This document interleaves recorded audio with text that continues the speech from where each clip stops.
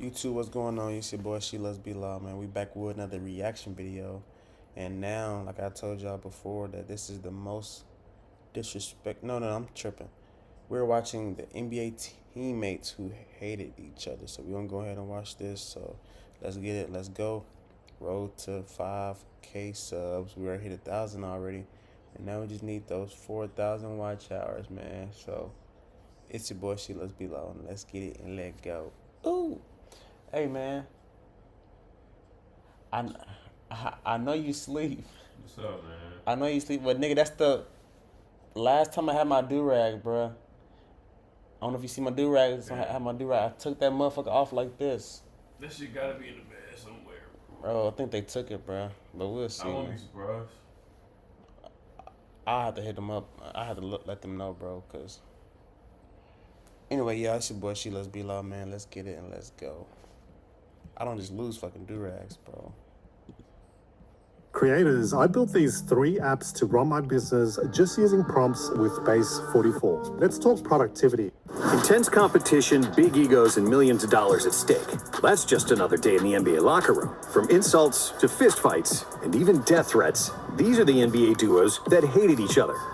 The early 2000s Portland team was often called the Jailblazers due to the plethora of notorious characters on the roster who weren't strangers to guns, violence, and various other vices. So when Zach Randolph joined the Blazers in 2001, he didn't have a hard time fitting in since he had a rough childhood and often had to fight on the street. So when a 6'5" Ruben Patterson issued a challenge in the locker room claiming that nobody could out-wrestle him, young Zebo decided to take his chances. He just got me out the weight room, keep coming in, like an animal. Can't nobody slam me, so I'm like, you can't slam. I just stood up. I'm young, so I'm like, you can't slam me. I'm standing up, thinking he gonna grab me again.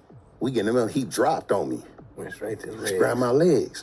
Man, picked me up, bro, like this, and dumped me on my back. Like WWE. And we called it the Slam Heard around the world, and man, I couldn't practice for 2 weeks, had a bruised tailbone. But even though he lost the battle, Randolph intended to win the war. And the following season, the two young bulls decided to clash their horns again. And this time, it didn't end well for Patterson. a couple weeks later, Zach comes back. So And we practice, we going at it. Ruben getting mad, Quintel killing his Ruben. Here you go, bully, try to square up. Quinn.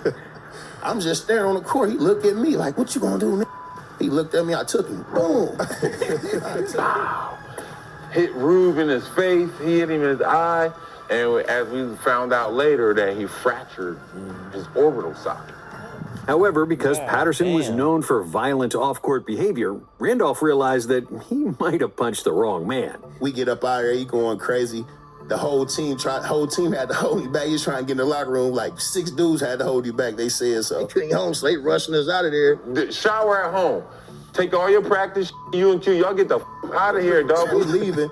They scared. They run in the back. Man, y'all better go. He going crazy, man. He trying to get back here. Randolph got so scared that he decided to hide for the next couple of days at a teammate's house, afraid that Patterson would pull up to his home and shoot him. In the end, Randolph was fined $100,000, suspended for 2 games, and apologized to Patterson, even though the apology was never accepted. Somehow, the two managed to coexist for the next couple of seasons until Patterson got traded to Denver. But when it comes to big fights between former teammates, in the 90s, there wasn't a bigger one than the brawl between Larry Johnson and Alonzo Mourning during the 1998 NBA playoffs, when poor Jeff Van Gundy almost got killed while trying to stop the fight. However, the beef between Alonzo Mourning and Larry Johnson started several years earlier, when they were both playing for the Charlotte Hornets. Charlotte's luck in the lottery enabled him to pick Johnson with the first overall pick in the 1991 draft, and center Alonzo Mourning with the second pick overall in 92. Johnson got there first, he won Rookie of the Year, opposed to Mourning, and he believed that he was the top dog on the young Hornets team. And the Hornets thought so too, because in 1993 they signed him to a 12-year, $84 million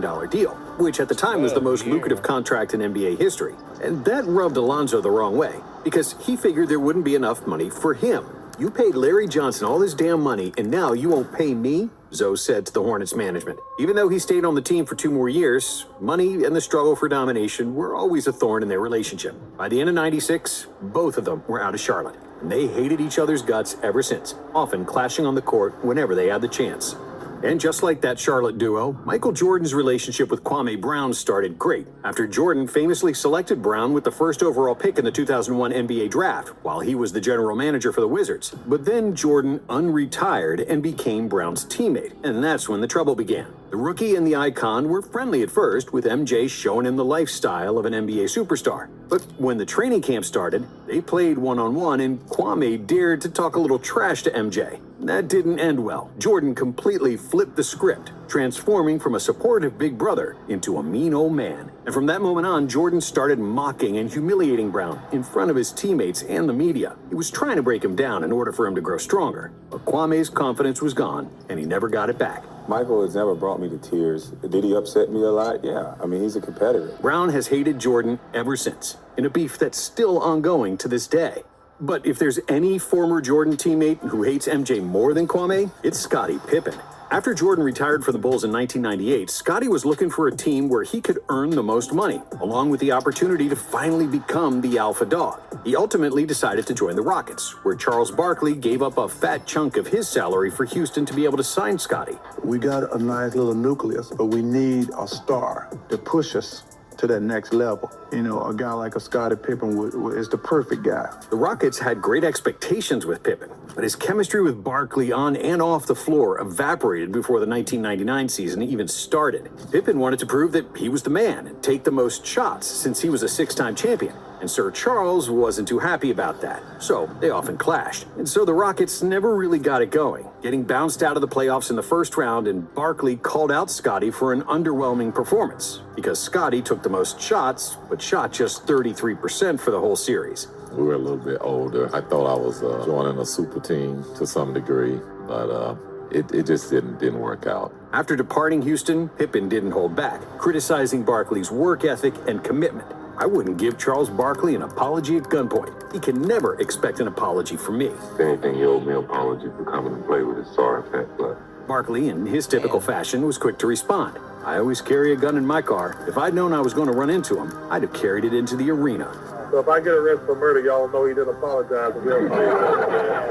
But one of the weirdest fallouts between teammates happened in 2009 with the dysfunctional New York Knicks. And it all stemmed from a spoiled superstar. Before the start of the 2009 season, Stephon Marbury was a two-time All-Star, averaging 20 points and 8 assists for his career. During training camp, Coach Mike D'Antoni told Marbury that he'd play fewer minutes than the previous year, which wasn't a total surprise, since Steph came off the worst year of his career and was past his 30th birthday. But Marbury felt disrespected, and instead of trying to prove his coach wrong by playing harder, he did the complete opposite, deciding not to play at all. Stephon Marbury suspended today by the New York Knicks for one game for allegedly refusing to play on Wednesday night. With Marbury on strike, the Knicks management was outraged. But with his big contract, they couldn't trade him anywhere. When the season started and Marbury was still watching from the sidelines, someone had to step up and say something. And that someone was Quentin Richardson. Regardless of what you've got going on with the organization or what you have going on with your coach or whatever, you're not going to allow your teammates to be left out there, the way we were basically being left out there. This is directed at us regardless if you're trying to stick it to whoever you're trying to stick it to. At the end of the day, we're shorthanded. People are hurt. But I don't pay attention to Stephon because I don't look at him as a teammate anyway. Even being called out by a teammate didn't change his mind. And with Marbury still refusing to play, the situation turned into a deadlock. It was eventually resolved through a buyout after nearly 5 months of drama, with Marbury joining the Celtics, where he would play the final season of his NBA career. Now, the next two teammates were part of some of the most beautiful plays in NBA history. But after Ray Allen and Rajon Rondo won the 2008 championship with the Celtics, Allen met up with Michael Jordan, who gave him a reality check. You guys got lucky. Winning one is lucky. Winning two, now you would be doing something. The major problem you're going to have to worry about is your role players not wanting to play their roles anymore. They go home after the season, and everybody tells them how great they are, and it goes to their heads. They come back and want more minutes and more shots. Not surprisingly, Jordan was right. In the 2009 season, Rondo, Kendrick Perkins, and Big Baby Davis demanded larger roles, which was detrimental to team chemistry. Allen felt that Rondo, eager to become the team leader, was altering the dynamic that had worked so well for the Celtics in 2008. During the 2009 season, Allen was told he and Rondo were being traded to the Phoenix Suns. And when Allen passed this information to Rondo, he didn't take it well. The deal never ended up happening. Rondo accused Allen of being the reason the two were gonna get traded. Things got so bad between them that their teammates ordered them to have a boxing match to fight out their issues. One of your teammates said you and Ray Allen, y'all put gloves on to settle y'all feud. That's real? It wasn't a subtle feud, but we damn sure put the gloves on. They had beef, and so they boxed it out. They put on gloves. They put on gloves and really threw hands. You could just tell Rondo was trying to knock his head off. But he never connected. But the swings was with conviction. Rondo was and I was like, whoa, Ray was jabbing. You know what I'm saying? But This is the new iPhone 17 Pro crazy. in a mouse case. Here we go. Oh, that's so high. Oh, that sounds so bad.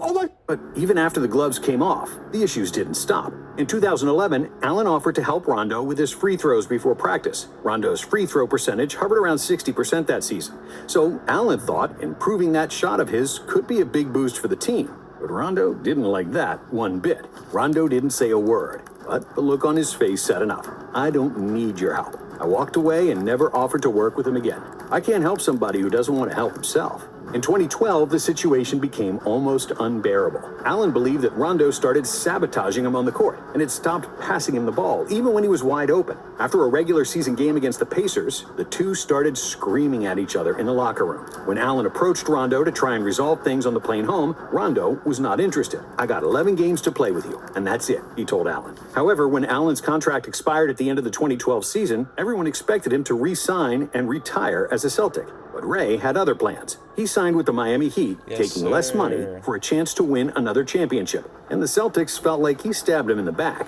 Kevin Garnett and Rondo were the most critical of his decision, and they didn't even want to say hi to Allen when Miami first played Boston. To go with the enemy? That's unheard of in sports, Rondo said. I'm gonna take back what I said. That's what it is. For the next decade, most of the Celtics didn't speak to Ray. And in 2017, Rondo began organizing a 10-year reunion vacation for the 2008 championship team. He invited everyone except Allen, confirming that their beef was still ongoing.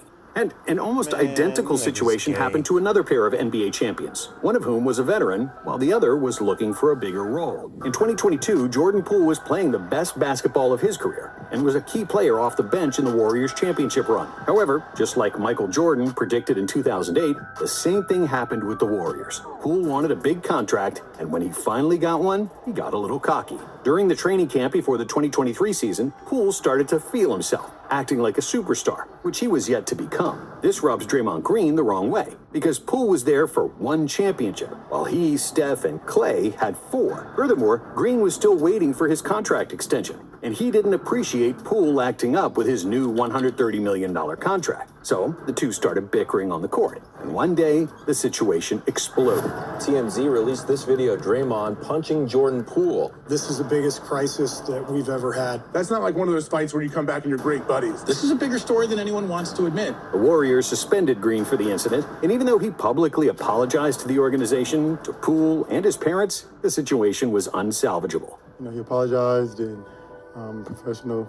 We plan on handling ourselves that way. We're here to play basketball, and everybody in the locker room and on our team knows what it takes to win a championship. For the entire 2023 season, Poole didn't want to talk to Draymond, and it was a big elephant in the room, which ultimately eroded team chemistry and hurt the Warriors, who lost to the Lakers in the second round of the 2023 playoffs. If the Warriors wanted to have a healthy vibe in the locker room, it was clear that either Jordan or Draymond had to be traded. So Poole got shipped off to Washington. But Poole wasn't the only player whose teammate knocked him out during practice. Well, this is not the way you want to start your season. Bobby Portis and Nico Mirotic were in a physical altercation, and Portis landed the lone punch, sending Mirotic, their starting forward, to the hospital today. In 2017, during the Chicago Bulls scrimmage, power forward Bobby Portis and Nikola Mirotic got into a fight. Mirotic got the worst of it, as Portis hit him so hard that he suffered a concussion and 2 broken bones in his face. Me and him got into a little back and forth on the court. We're going back and forth, this and that. I score, he scored, I scored, he scored. And it was like me. And then he didn't like that. And then he ran up on me, pushed me, and this and that. The two had history before the incident. And Mirotic came into training camp with a feeling of entitlement, which wasn't sitting well with many of his younger teammates. There's no way in hell,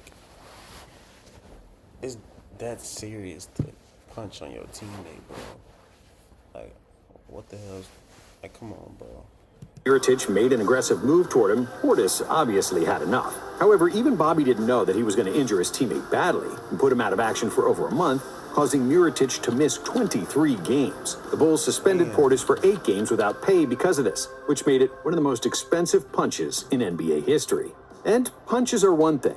But what about when fist fights aren't enough and someone decides to bring a gun? In 2009, during a Washington Wizards team flight, Javaris Crittenden was losing to JaVale McGee in a game of Bourrée. A game called Bourrée. It was a very small game. When the plane was already landing and Crittenden still wanting to play to get some of his money back, he started yelling at McGee until Gilbert Arenas got in the middle of it, causing the situation to escalate even further. So you can just see him just fuming, and then he just explodes. That man. If you shoot up my car, I'm gonna shoot you in them bum knees you got. I was like, it's already bad. What do I get for? Well, I'm gonna shoot you in your good knee. My good knee? You done took it too far. You keep talking about fighting, like I play with guns. You better ask about me. Insults soon turned into death threats, and the next day, Arenas came into the locker room with 4 guns, asking Javaris which one he should use to shoot him. I want to see you do it. I'll bring you the guns. I'll bring you the guns. I'll bring you the guns. I'm pretty sure you can't afford it. I'm going to bring you the guns, and I want to see you shoot me. That's how we're going to do it. And even though it was all a big joke to Arenas, he didn't count on Crittenden bringing his own gun. And the Wizards' locker room soon started to look like a Western movie. Almost everybody scattered out and left the room, after which the police got involved, and the information about guns in the NBA locker room soon became public. Because of their stupidity, both Javaris and Gilbert were suspended for the rest of the season, and they have hated each other ever since. However, the words police presence are rarely associated with this incident, because there was another skirmish that forever etched this phrase in eternity. I played in the NBA for 16 years, and I've been on TV for 18 years. It's the first time I ever heard police presence. They got, wait. LAPD was called. See, these two, man. Come on, man. Nobody laughing. If you're a content creator, then you need to be using Motion Ray for your videos. My name is Tyler Everts, a filmmaker and YouTube. In 2018, if I was to get into it with my teammate, bro, it'll be because of basketball, not because I hate this nigga, bro. There's nobody I hate that much to bring guns and shit. During Chris Paul's first visit to Los Angeles for a game against the Clippers, a team he used to play for, there was a lot of animosity. The Clippers players kept trash-talking Paul the entire game, after which the infamous meetup between the two teams happened in a secret tunnel that led to the Clippers' locker room. Well, it was an emotional, chippy game, and it did spill over into the hallway. The team is gone. They've all headed to the bus. Actually, outside of their team bus, there is a police presence just to make sure that nothing else develops or escalates. And it wasn't a big surprise, since nobody on the Clippers really liked Paul, especially Blake Griffin. When CP3 got traded to the Clippers in 2011, the relationship he had with Griffin was great, and the duo was all smiles during press conferences. Make the Blake face.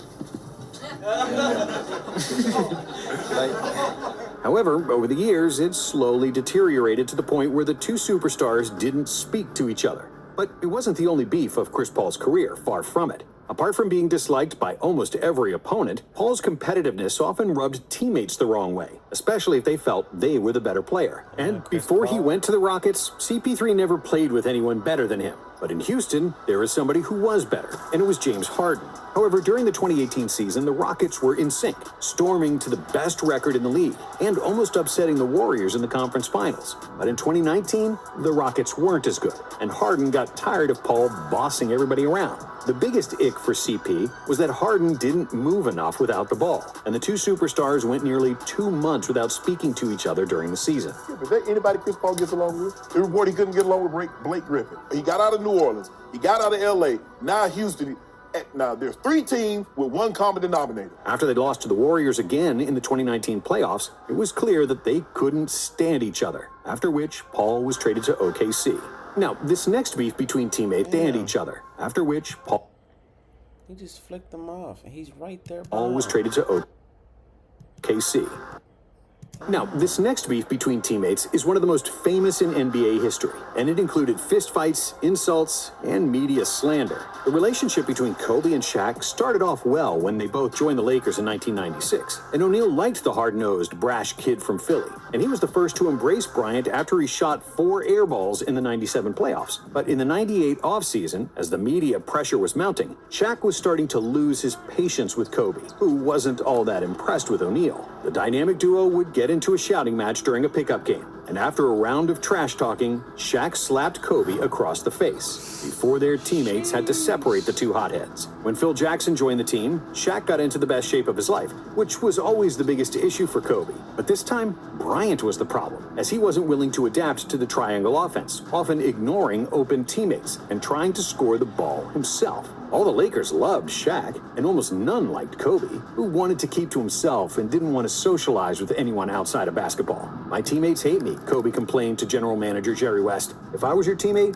I'd hate you too," West replied. That sobered Kobe up, and he started to play team basketball, helping Shaq and the Lakers to win their first title since the days of Magic Johnson. In the next 2 years, there were no major issues, as the Lakers were too dominant for everybody, winning the championships in 2001 and 2002. But after that third ring, Shaq was content with his career and his 3 finals MVPs. So he enjoyed his summer, opting to delay his toe surgery just before the offseason. "I've got hurt on company time, so I'm going to recover on company time," he famously said. And Bryant was furious that he was so unprofessional and that he had gained weight. After that, Kobe went on a scoring tear without Shaq and didn't want to become the number 2 option once O'Neal returned to court. So the two started constantly fighting in the locker room and over the media. But that was nothing compared to all the drama from the 2004 season. With Kobe going through a trial that could have gotten him incarcerated and ended his career, he never heard from Shaq, who said that the whole team was present at training camp, despite Bryant's absence. Kobe then accused O'Neal of paying off women with whom he had affairs outside of marriage, which further infuriated Shaq, as well as the other Lakers. And even though Phil ordered him to stop insulting each other through the media, on the very next day,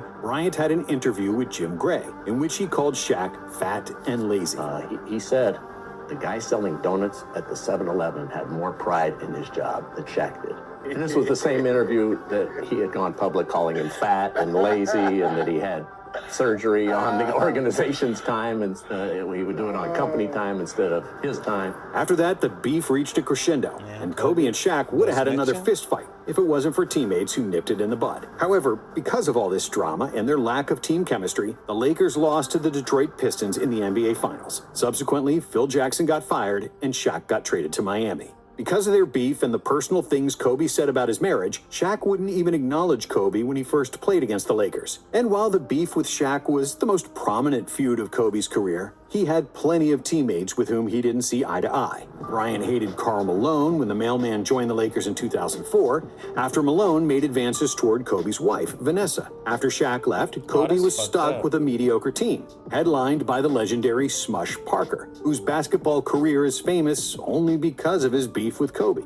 Bryant berated Smush at every chance he could, and they both trash-talked each other in the media long after Parker's 2-year stint with the Lakers was over. And then, of course, there's Dwight Howard. Kobe never liked Howard from the start of his career with the Lakers, and neither did Steve Nash, who clashed with Dwight often. Kobe called Dwight soft when they had an altercation on the court, and said he started appreciating Shaq more after his tenure with Howard. I didn't have a personal problem with Kobe. I just think that we were on 2 different levels mentally. Yeah. However, Kobe wasn't the only superstar who wasn't a fan of Dwight Howard when they were teammates. After he left the Lakers, Howard joined James Harden on the Rockets. And at first, the guard and the center had a good relationship. In their first season together, they both made All-NBA teams, and the Rockets won more games than they did in 7 years. See how good they're gonna be. Want to enter flow state on demand? Watch this.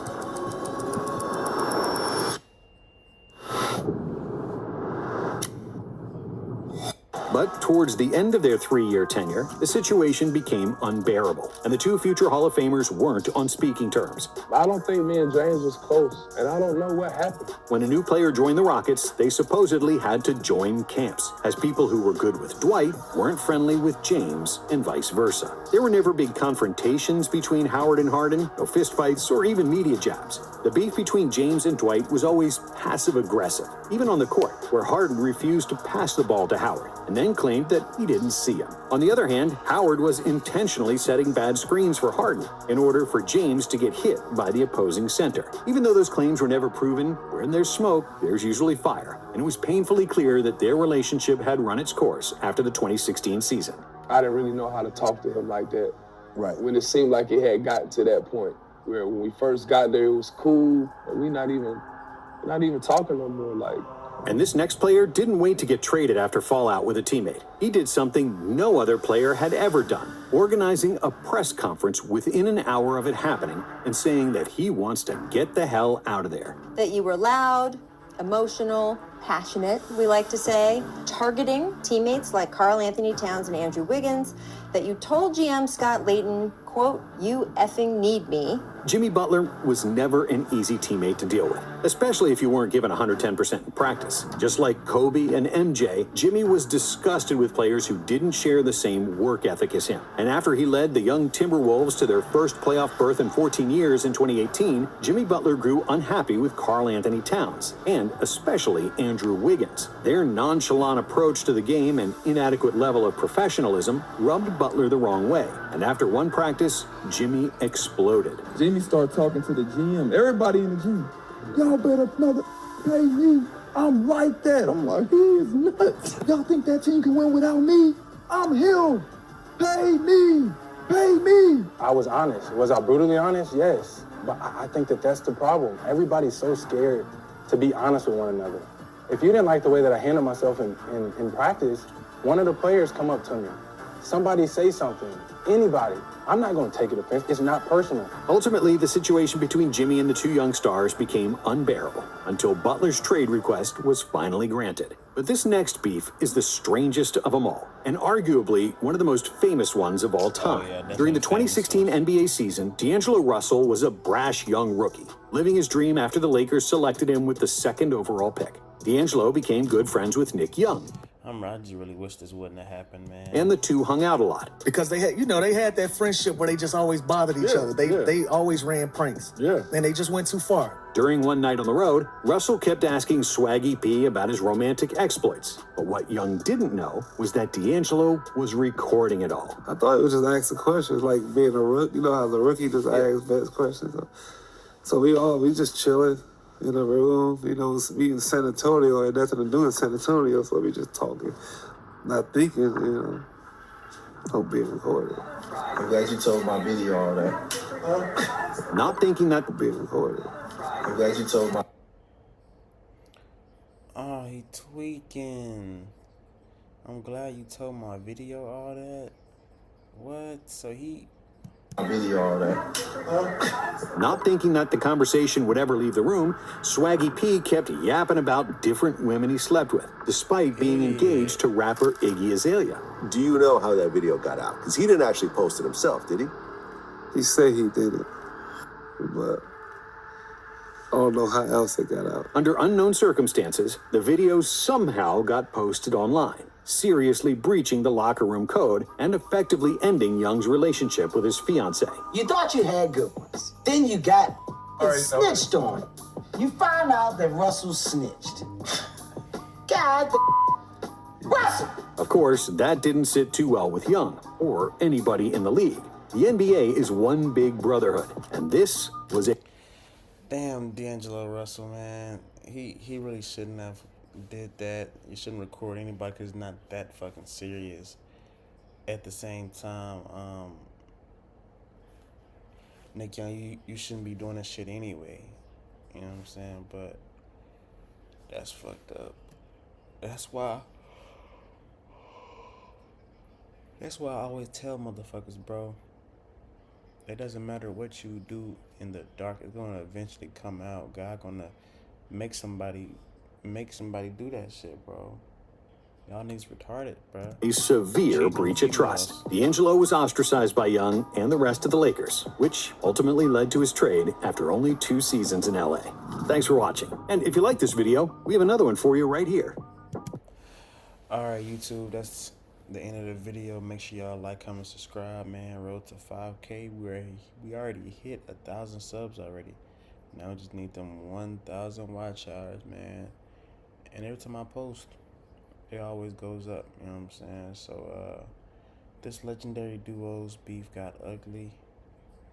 I ain't gonna watch that one, but yeah, man, on to the next video. Let's get it and let's go. Ooh.